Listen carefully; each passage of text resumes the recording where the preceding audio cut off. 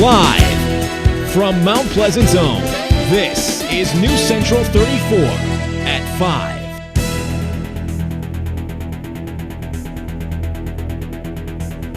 5. Good evening and welcome to News Central 34. I'm Deanna Falzone. And I'm Courtney Hunter.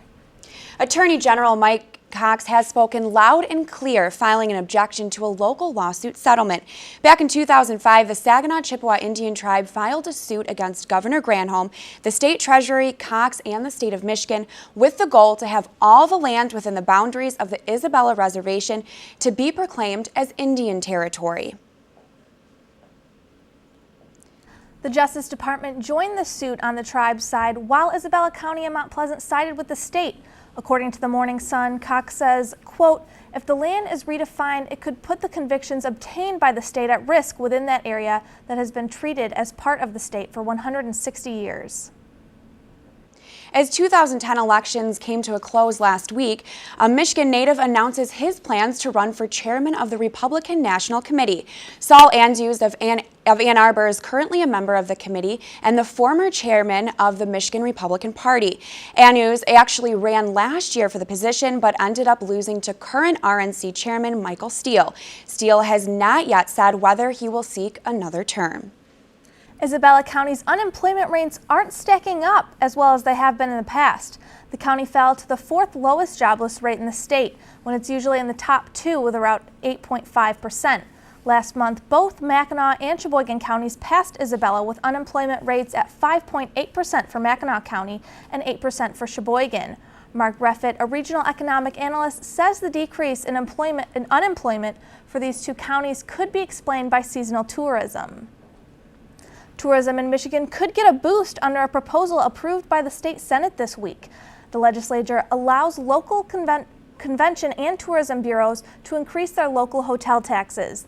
The bill was approved on a 31-7 vote and is now heading for the House, which has already approved similar legislation. Officials say it's all about safety, and that's why the Union Township Board approved a stricter policy on rental inspections. Union Township has a rather large number of rental housing, with over 6,000, mostly coming from student rentals. Some of the guidelines of this new ordinance will include inspectors checking for issues like mold, lead, and largely focusing on utilities like gas, electricity, and plumbing. Mobile homes, married homes, condos, townhomes, and hotels will also all be a part of the ordinance. The new policy will take effect starting January 1st. And Michigan has been deemed among the worst in the nation for foreclosures. According to recent reports, foreclosures fell by about 11% in September and dropped to 14% in October. Michigan is the third worst in the nation, accounting for nearly 6% of all home losses in the country. Even though CMU's deferred maintenance budget surpasses most universities, they're still needing more. The $5.7 million fund is only half the amount Central needs to finance their big-ticket maintenance projects. These projects include the replacement of building and utility systems, including roofs, sidewalks, and heating and air conditioning. Michigan schools are one step closer to seeing millions of dollars in federal money. The House of Representatives approved a proposal on Wednesday giving schools $246 million in spending money. The money would go towards employing more teachers for Michigan schools. The Senate is expected to vote on the bill on November 30th. A St. Clair County couple was stabbed early this morning, leaving one man dead and his wife seriously injured. The couple were surprised in their bed by two young men, both wearing Halloween masks.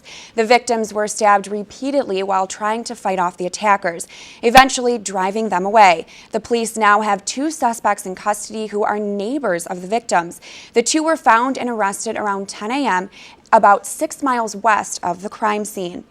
And a man suspected in a three-state stabbing spree has been ordered to stand trial in Genesee County.